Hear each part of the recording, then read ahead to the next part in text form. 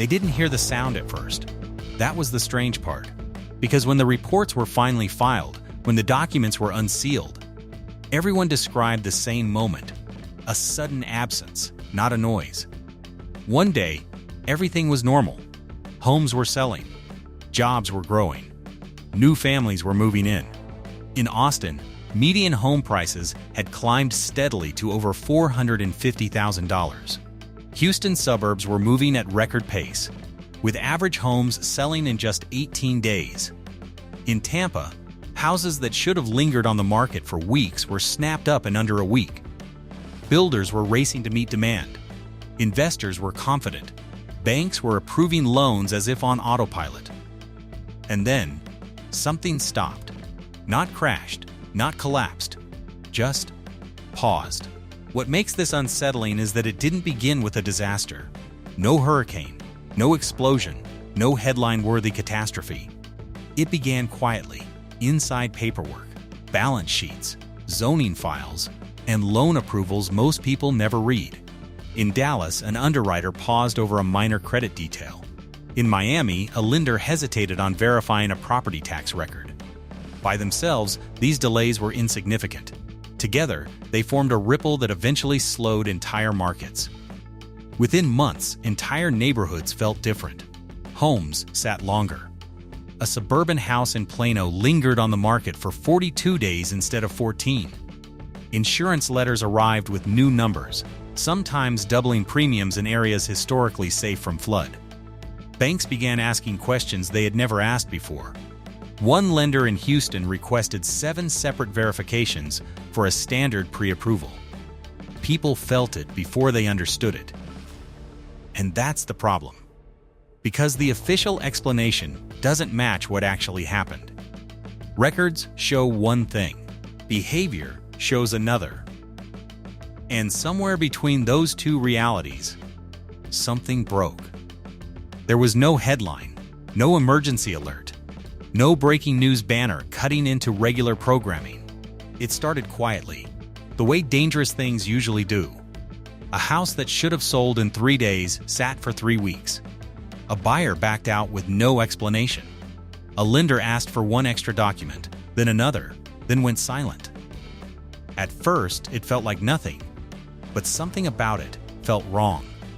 Not dramatic, not violent, just off. Because when markets crash, everyone sees it coming. But when confidence disappears, it vanishes quietly. And by the time you realize it's gone, it's already too late to chase it back. It didn't start with job losses or mass foreclosures. People still toured homes. They still ran the numbers. But something stopped them from pulling the trigger. A pause, a delay, a second thought they couldn't explain. Those pauses stacked up.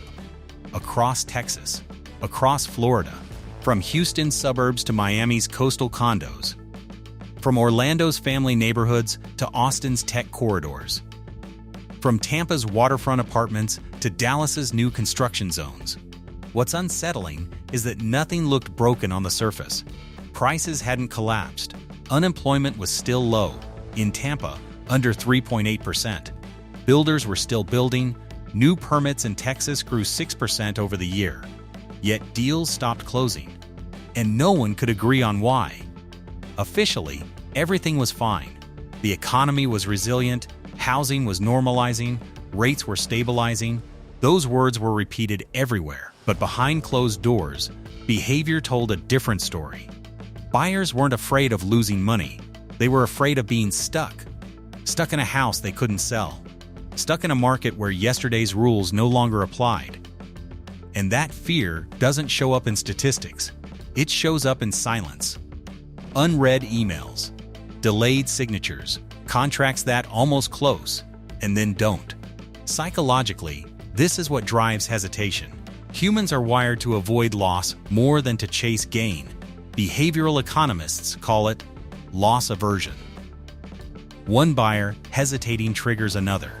One lender pausing approval ripples across the system.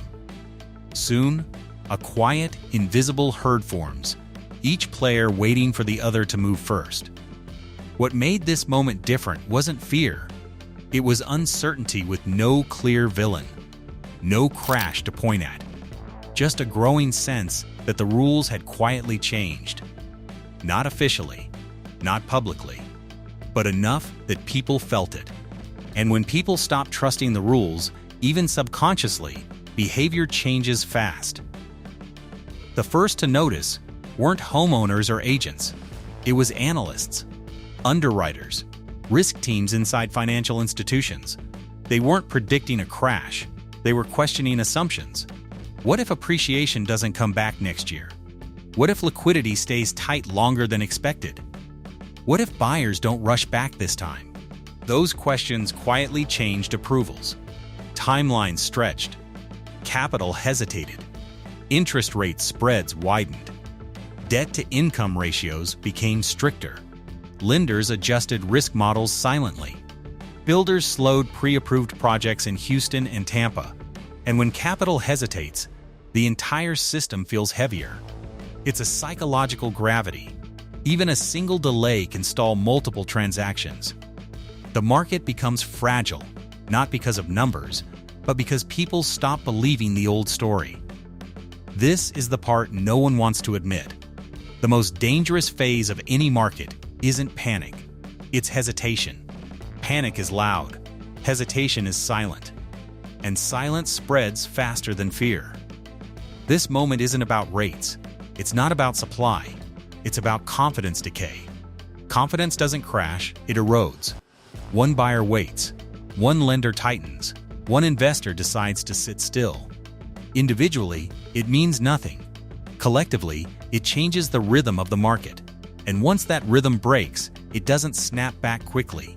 Markets don't turn when everyone agrees something is wrong. They turn when enough people stop believing the old story. That's what's happening now. Not collapse, not recovery. A rewrite of what normal even means. And once that rewrite reaches critical mass, everything built on the old assumptions has to adjust, quietly. By mid-year, analysts in Florida noted a 12% increase in average days on market for single-family homes in Orlando. In Texas, new listings in Dallas were up 8%, but closed sales were down 15%. Inventory was swelling, but buyers weren't acting. A perfect storm of hesitation. Because by the time this shift becomes obvious, it's already too late to prepare for it. The people who move early aren't smarter. They just noticed the pattern before it had a name. And it's closing quietly.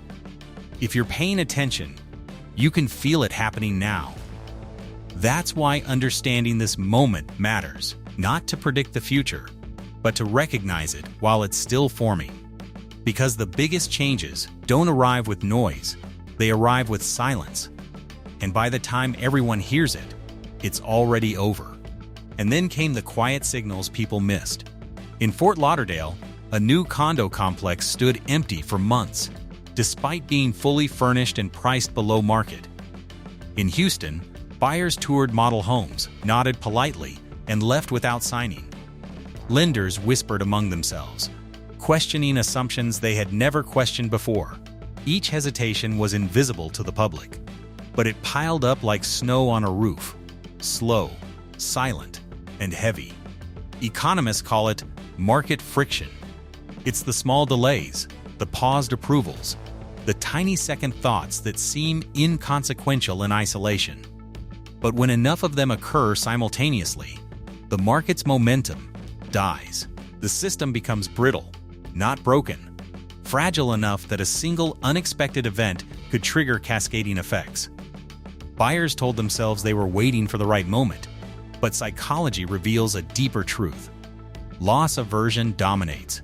Humans fear being trapped more than they seek opportunity. Every day, the question whispered in the back of their minds, what if I buy and the price drops? What if I can't sell? Florida and Texas, hotbeds of housing demand for decades, were feeling the tension first. In Tampa, single-family homes had previously sold in 12-15 days on average. Now, that stretched to 27 days. Median home prices hovered around $400,000, high enough to make buyers pause. In Dallas, Suburban homes lingered at 35-40 days on the market, even as new listings increased. Builders, sensing the hesitation, slowed permits for speculative projects. Meanwhile, lenders introduced subtle friction. Approval timelines lengthened by a week or more. Risk models were quietly adjusted. Debt-to-income thresholds were enforced more strictly.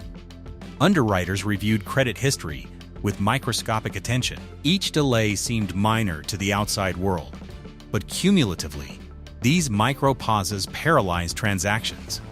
Insurance, too, started to reflect these underlying shifts. In Texas, premiums in suburban flood zones quietly rose by 15%, despite no catastrophic storms. Florida's coastal condos saw similar adjustments, with insurance letters quietly hinting at higher future costs. Buyers noticed. Builders noticed. And slowly, confidence eroded.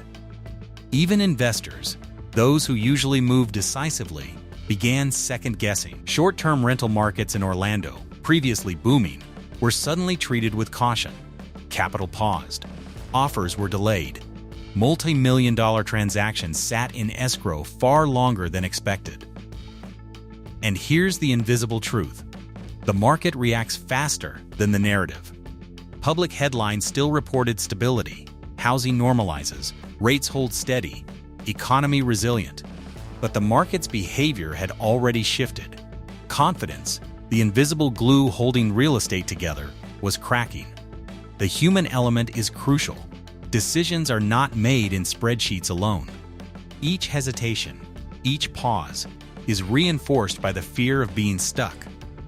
One family waits in Plano, thinking the next week will bring better deals. One investor in Miami hesitates over an appraisal. One lender in Dallas delays a final sign-off. Individually, these micro-decisions are trivial. Collectively, they create a slow-moving wave that reshapes the market's rhythm. Consider Austin, where tech workers drive housing demand. Even as salaries rose, the market's pace slowed. Days on market doubled for mid-range homes. Lenders started requesting additional verification of employment income and reserves. Investors paused expansion plans. Builders delayed new permits by 15-20% quietly. By the end of the first quarter, the market's momentum, once unstoppable, was sputtering. Florida showed similar patterns. In Orlando, single-family homes had historically sold in under 2 weeks. Now, some lingered over 30 days. Tampa condos, which had previously had near-zero vacancy, began sitting longer. Appraisers and underwriters became gatekeepers, each pause amplifying hesitation. The invisible tension thickened. By mid-year, analysts were seeing patterns in Texas, Florida, and even Georgia that suggested an invisible trend, a widespread, coordinated hesitation. Every pause, every delay, every unread email contributed to a larger narrative, one that could not be captured by simple statistics. In short, the biggest moves in housing are rarely the loud ones. They're the quiet ones. Micro-decisions echoing across cities, states, and markets, reshaping expectations and behavior. So make sure you subscribe to stay ahead of every shift before the silence becomes the story.